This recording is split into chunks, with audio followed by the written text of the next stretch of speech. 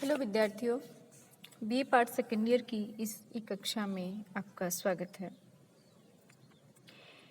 मैं डॉक्टर वंदना शर्मा, राजकीय महाविद्यालय बूंदी, आपको केशवदास पर व्याख्यान दे रही थी।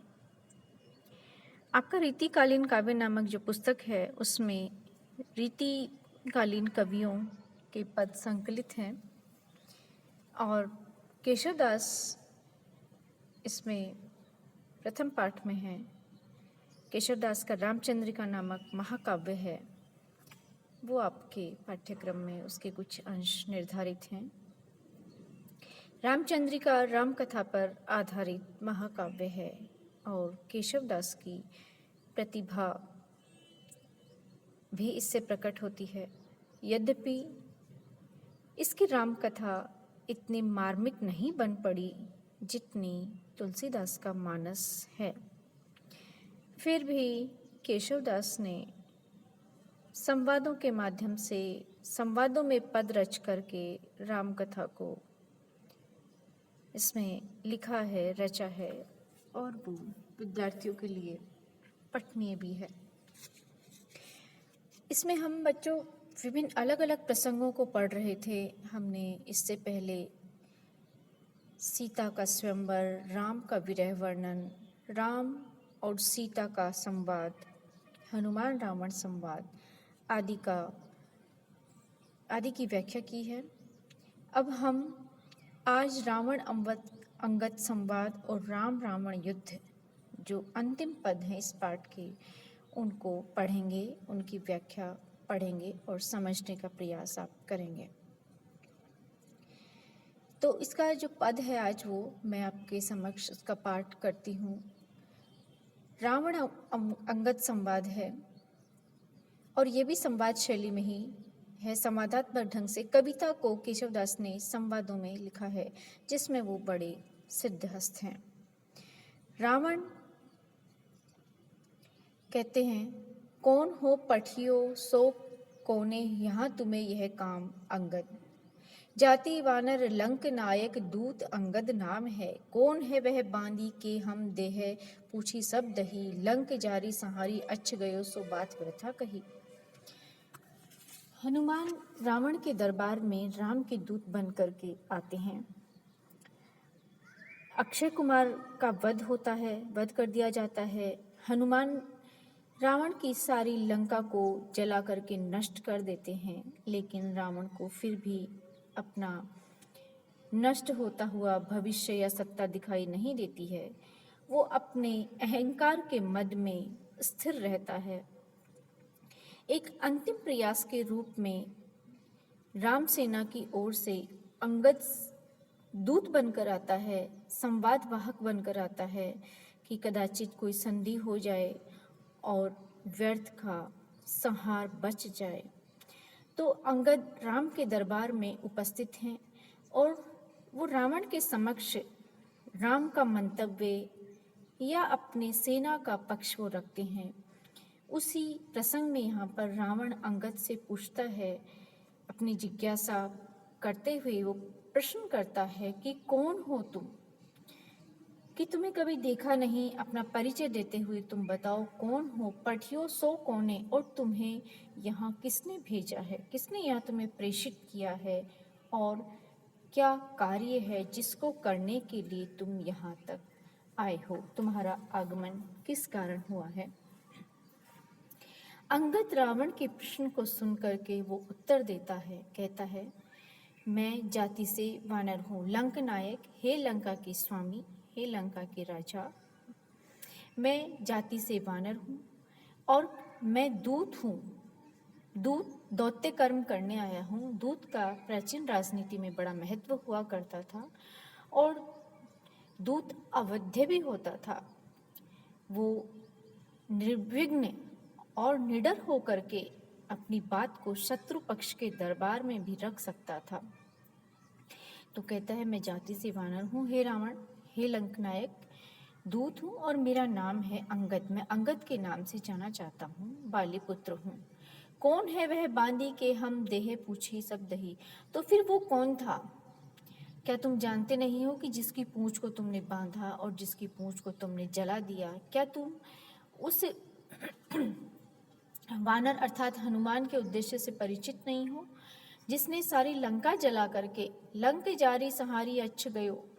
और क्या तुम हमारे मंतव्य से, हमारे उद्देश्य से या मेरे आगमन के कारण से तुम परिचित नहीं हो?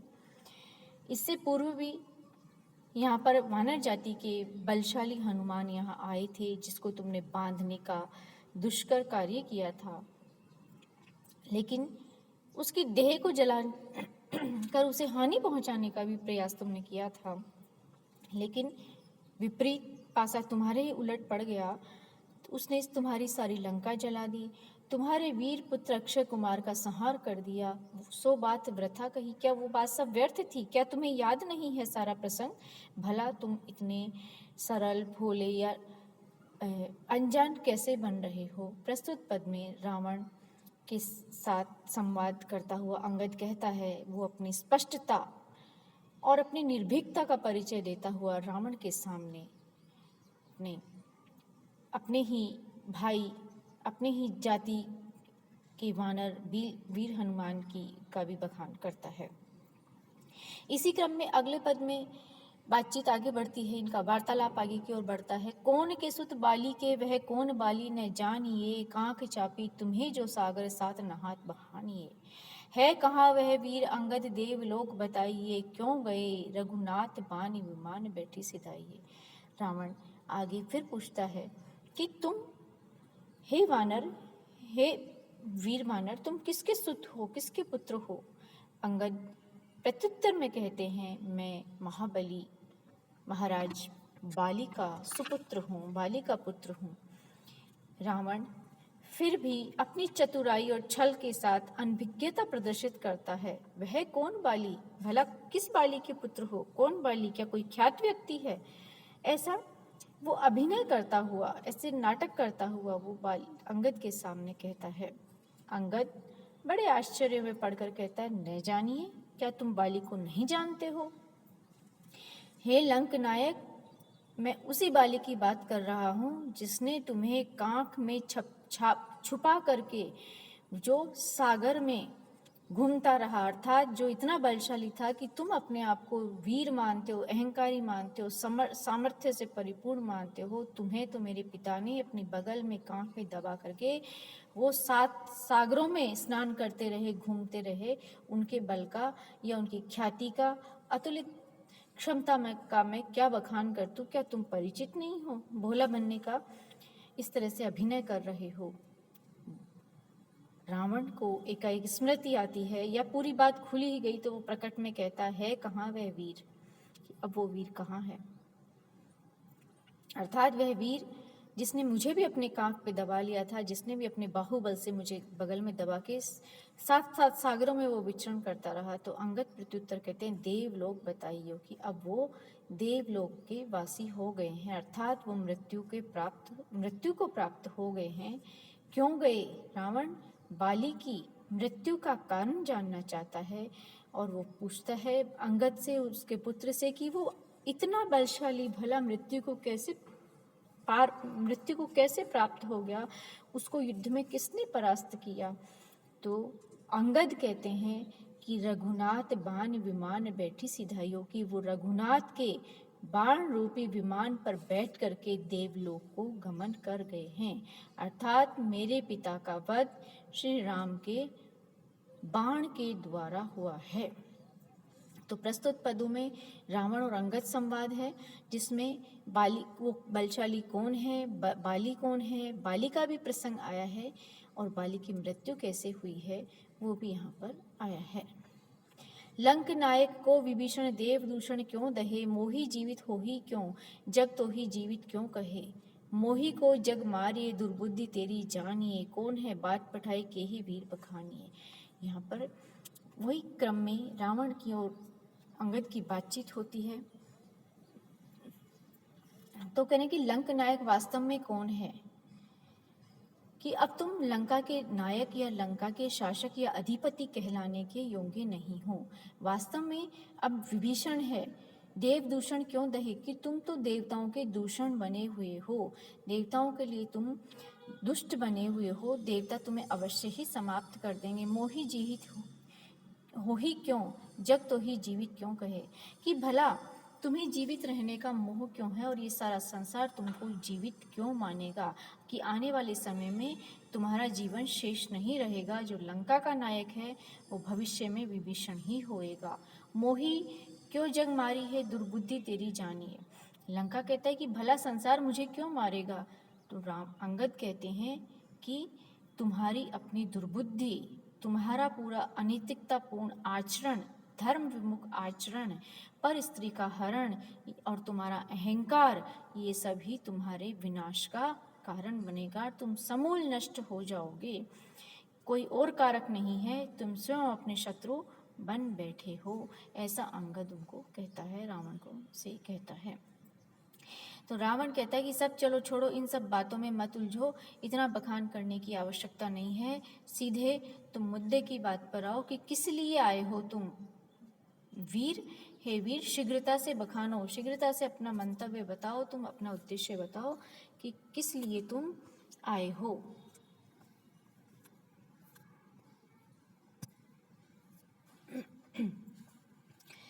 कौन बात पठाइए के ही वीर बखानिए, कि तुम किस लिए तो भेजे गए हो और किस लिए यहाँ आए हो, इस बात का शीघ्रता से बता दो मुझे, और तुम्हारे सारे इन बातों से, इस व्यर्थ के प्रलाप से कोई लेना देना नहीं है। तो प्रस्तुत पद में रावण की खीज, रावण की खिसियाहट और उसका भविष्य में उसका विनाश, इन सब का संकेत केशवदास ने इस पद में, इन छंदों में दिया गया है, जो चित्रपदा नामक छंद में है और ब्रज भाषा में जिसका वर्णन किया गया है। अब अगला पद है विद्यार्थियों राम रावण युद्ध का, जिसमें राम रावण युद्ध है, अंतिम प्रसंग है, रावण मृत्यु को प्राप्त हो जाता है। तो उसको केशवदास किस ढंग से कहते हैं आप सुनिए और इसकी व्याख्या समझिए। इंद्र श्री रघुनाथ को रथहीन भूतल देखी के, बेगी सारथी सो कह्यो, रथ जाहि ले सुबेशेष। तून अक्षय बाण स्वच्छ अभेद ले, तन त्राण को आइयो, रणभूमि में करी अप्रमेय प्रणाम को। कोटि भातिन पौन ते मन ते, महालघुता लसे, बैठी के ध्वज अग्र श्री हनुमंत अंतक जो हसे। रामचंद्र प्रदक्षिणा करी, दक्ष है जब ही चढ़े, पुष्प वर्षी बजाए दुंदुबी, देवता बहुता बड़े। राम रावण युद्ध शांति दूतों के द्वारा, हनुमान के द्वारा, अंगद के द्वारा रावण को समझाया जाता है कि कैसे ये भीषण युद्ध टल जाए, तुम सीता को सम्मान सहित राम तक पहुंचा दो तो तुम्हारी राक्षस जाति संहार से बच जाएगी, नाश से बच जाएगी, नागरिकों को कोई नुकसान नहीं होगा। लेकिन रावण को इतनी सीधी सरल बात नहीं समझ में आती है। तो अंतिम जो स्थिति है वो युद्ध की बन आती है। राम और रावण दो शत्रुओं के रूप में रणभूमि में अवस्थित हैं। तो यहाँ पर चूंकि रावण एक धनी समृद्ध लंका नगरी का सम्राट है, जिसकी धन धान्य बल शौर्य और संपत्ति इन सब का और सैन्य बल का कोई आर पार नहीं, कोई ओर छोर नहीं, वहीं राम इस समय वनवास की स्थिति में है। बंदर भालू आदि उनके सेना बने हुए हैं, उनकी सेना में बंदर भालू आदि हैं और बहुत कोई शस्त्र संगठित शस्त्रागार उनके पास नहीं है, यद्यपि उनको सुग्रीव की सहायता प्राप्त है। तो जब रावण के समक्ष राम युद्ध में पैदल ही जाते हैं अपनी वनवासी वेशभूषा में, तो ऐसी स्थिति में जो देवतागण इंद्र आदि स्वर्ग से बैठ करके देख रहे हैं, तो इंद्र उनकी सेवा में तत्परता से अपना एक विशेष विमान रथ वहां भेजता है प्रभु की सहायता के लिए। उसी प्रसंग का इसमें केशवदास ने इस पद में वर्णन किया है कि इंद्र ने देखा श्री रघुनाथ को रथहीन भूतल देखी के, भूतल इस धरा पर श्री रघुनाथ को, राम को रावण के साथ युद्ध करने जाते हुए देखा कि वे रथ से हीन है, वो रथी है, रथ पे आरूढ़ है रावण, प्रतिपक्ष शत्रु पक्ष, और रावण के समक्ष वो पैदल ही जाएंगे, ये भला कैसे हो सकता है। तो इंद्र तत्क्षण वो निर्णय लेते हैं, कहते हैं बेगी सारथी सो कहो, शीघ्र अतिशीघ्र अपने सारथी को वो आदेश देते हैं कि एक सुंदर सुविशेष रथ को तैयार करके राम की सेवा में भूतल पर, धरती पर लेकर जाओ, और उस विशेष रथ में तून अक्षय बाण, एक ऐसा तरकस जिसके बाण कभी क्षरित नहीं हो, समाप्त नहीं हो, वो भरा रहे सदैव, और एक स्वच्छ अभेद ले तनित्राण, और एक स्वच्छ अभेद जिसको भेदा नहीं जा सका किसी भी शस्त्र अस्त्र के द्वारा, ऐसा एक तन त्राण, तन की रक्षा करने वाला कवच भी लेकर के जाओ। आइयो रणभूमि में मैं करी अप्रमेय प्रणाम को, और रावण की सेना से लड़ने के लिए इंद्र का सारथी ऐसा कोई विशेष रथ, अक्षय बाण और तंत्राण लेकर के रणभूमि में आ जाता है। और वो अप्रमेय प्रणाम कि रणभूमि में पधारो, रणभूमि में जाओ, तुम इस प्रकार का रथ करो कि जो बेजोड़ हो, अद्भुत हो, अद्वितीय हो, जिसका कोई प्रमाण ही नहीं हो, इस भांति लेके जाओ। और रथ कैसा होना चाहिए? कोटि भांति न पोनते मनते महालघुता लसे, करोड़ों भांति पवन शीघ्र होती है, गतिशीलता में पवन सर्वाधिक गतिशील होता है, मन सर्वाधिक गतिशील होता है, लेकिन सारथी इंद्र अपने सारथी से कहते हैं कि तुम पवन करोड़ों बार भी पवन की गति से, तीव्र गति से तुम धरा पर जाओ, मन की गति और पवन की गति भी परास्त हो जाए, इतनी तीव्र गति से तुम उस सुविशेष रथ को राम की सहायतार्थ लेकर जाओ। महालघुता लसे, और वो लघुता लसे अर्थात वो देखने में रथ इतना छोटा होना चाहिए, लेकिन वो वास्तव में गति में इतना तीव्र होना चाहिए। बैठी के ध्वज अग्र श्री हनुमंत अंतक जो हंसे। अब ऐसा रथ राम धरती पर पहुंच जाता है और उसमें हनुमान बैठे हैं अंतक मत अर्थात यमराज के समान। राम के रथ में राम ध्वजा के आगे, झंडे के आगे, पताका के समक्ष हनुमान बैठे हैं, बड़े प्रसन्न दिखाई दे रहे हैं।